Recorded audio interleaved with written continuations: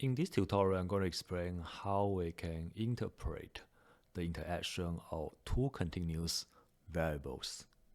In this example, we are going to use the mileage per gallon as dependent measure and car's weight and horsepower and their interaction as the independent variables. Actually, I have another tutorial about the data set of this example and the analysis. I'm going to put the link down below, and if you are interested in, you can refer to that video for more information. Okay, so this is the model we get. Basically, we get the 1 intercept and 3 regression coefficient. Importantly, the regression coefficient, namely the 0.00005, is significant. As we know that the weight and the horsepower, both of them are continuous variables.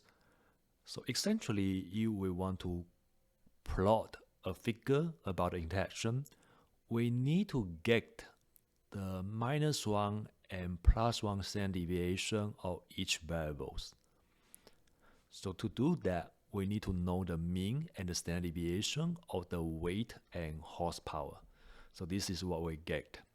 We get the mean and the standard deviation for both variables, and then we can do some simple calculation, get the -1 standard deviation and +1 standard deviation of each variable. So we got 4 numbers.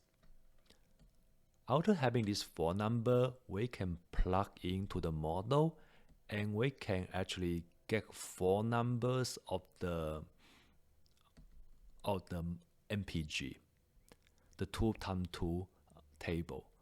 All these 4 numbers, namely the blue ones, are the values of the MPG, namely the dependent measure. After having these 4 numbers, we can actually plot the interaction.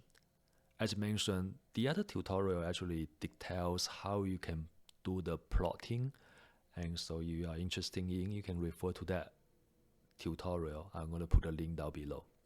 One way to look at that is first look at the weight.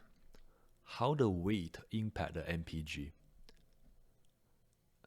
As you can see that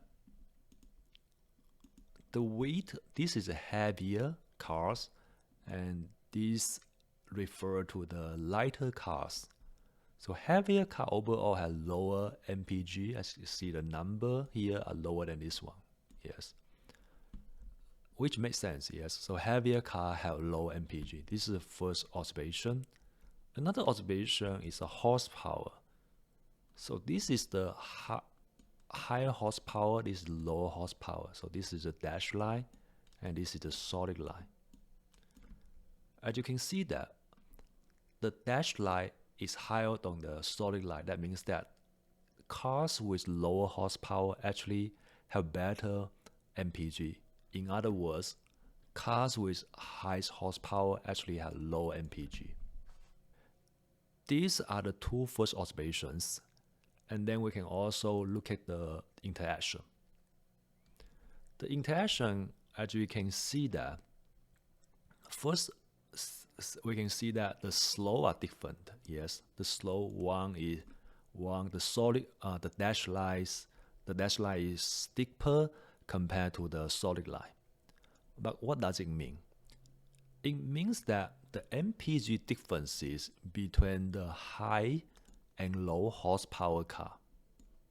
So these represent the differences in terms of MPG between the high horsepower and low horsepower car. So the differences between high and low horsepower, and this also represents the difference between high and low horsepower.